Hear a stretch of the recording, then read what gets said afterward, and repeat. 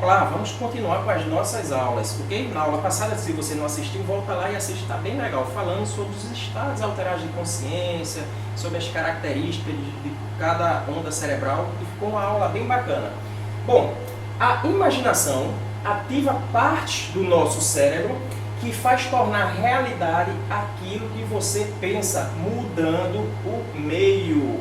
A imaginação é um tipo de pensamento. Isso aqui é muito legal, pessoal. Vejam que interessante. O nosso cérebro, ele não distingue a imaginação do real. O ato de você imaginar, ele entende que é uma coisa real. Por exemplo, se você fecha os olhos e imagina que tem um cachorro bravo correndo atrás de você, automaticamente o seu batimento cardíaco vai acelerar, seu fluxo sanguíneo vai aumentar para lubrificar os músculos, para deixar você pronto para correr, você vai entrar no processo de midríase, você vai ativar o sistema simpático, você vai liberar cortisol na corrente sanguínea. Mas isso não está sendo real, você está imaginando, porque o cérebro ele não distingue essa diferença. Em outras palavras, quando você assiste um filme de terror, uma reportagem de cunho negativo, o seu cérebro está entendendo que tudo aquilo é real. Você está jogando cortisol em grandes quantidades para o seu sistema elétrico neural. Você está causando um processo inflamatório no seu cérebro, simplesmente isso. Então, quando você for assistir alguma coisa, assistam coisas de cunho positivo. Inclusive, o nosso cérebro ele tem uma tendência de captar mais a situação negativa do que a positiva. Por isso que a mídia bate tanto em reportagens negativas. Isso por quê? Devido ao nosso processo de evolução pré-histórico. Então, tudo aquilo que chamava atenção de negativo no meio, chamava muito nossa atenção pelo processo de sobrevivência. Na pré-história tinha todo o risco com predadores e assim, era o processo e o que acontecia naquela época. Então eles tinham que ficar muito em estado de vigília, atento para não correr o risco de morte. Então no nosso processo de evolução a gente traz muito disso aí, mas podemos quebrar esse padrão simplesmente mudando o nosso comportamento. Se tiver uma reportagem ruim, mude o canal, você não é obrigado a assistir aquilo, você já sabe que é ruim, então para que ficar jogando aquilo no seu subconsciente, liberando cortisol, e o cortisol é neurotóxico, vai matar neurônio, vai atrapalhar o processo de neurogênese, que é o processo de novas formações neurais, ok? Então, pessoal, o ato de imaginar equivale à realidade. Por que vocês acham que tem na Bíblia lá uma passagem? Pensou, pecou. O cérebro ele já interpretou que você fez aquela ação. Eu vou fazer uma experiência bem interessante aqui, ó. Isso aqui é um instrumento radiestésico, é conhecido como dual rod ou varetas, ok?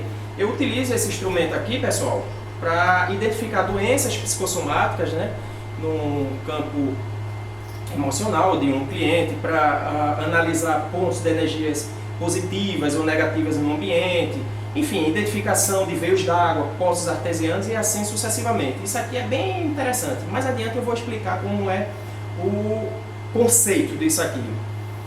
Então eu vou fazer uma experiência que é o seguinte: a mentalização, o processo ídeo gera uma ação motora. Então quando eu idealizo algo através da minha imaginação, eu mexo com minha estrutura corporal, só que essa estrutura corporal ela mexe de forma inconsciente, não controlamos. Então observem aqui, ó, vou ficar só com um, ok? Vou estabilizar o instrumento. Agora eu vou só imaginar, deixa eu, tá cortando minha cabeça aqui, eu vou baixar um pouquinho. Agora eu vou só imaginar, pessoal, só vou imaginar, minha mão tá parada, só vou imaginar que essa haste vai girar no sentido horário, só imaginar. Acompanhe.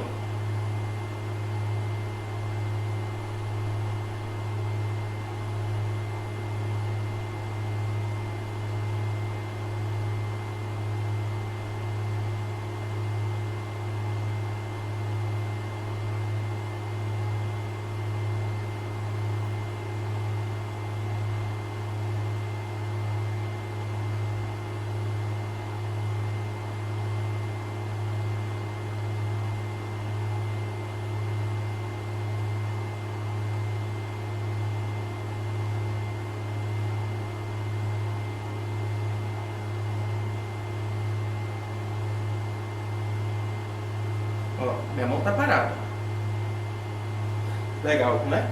Então, a haste começou, deixa eu pegar aqui novamente, a haste começou a oscilar sem eu estar fazendo de forma consciente esse movimento aqui, ó, jogando. O que foi que aconteceu?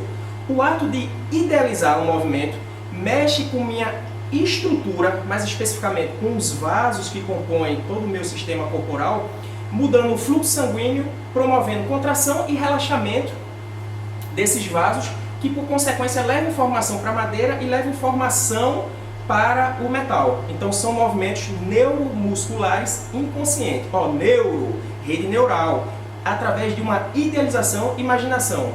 Se você observar, pessoal, tudo ao seu redor aí, ó, foi em algum momento uma imaginação, onde através de uma ideia, ideomotor, o que é isso? Pegar um material A, B, C, junta e forma um elemento. A cadeira que você está sentada, o vídeo que você está assistindo no celular, então tudo isso que está ao seu redor, em algum momento foi uma imaginação que através de uma ideia motora foi materializado. Mas o que você está pegando aí na sua mão, esse celular, qualquer coisa que seja, isso é energia elétrica formada pelos seus neurônios. Agora, imagine você, vou chegar bem pertinho aqui, chega, eu estou suado aqui. Imagine você, tá bom, Fábio? Conta. Quando você tem esse sentimento aqui, ó, de raiva em excesso, de tristeza em excesso, o que isso vai se transformar em termos de ideomotor?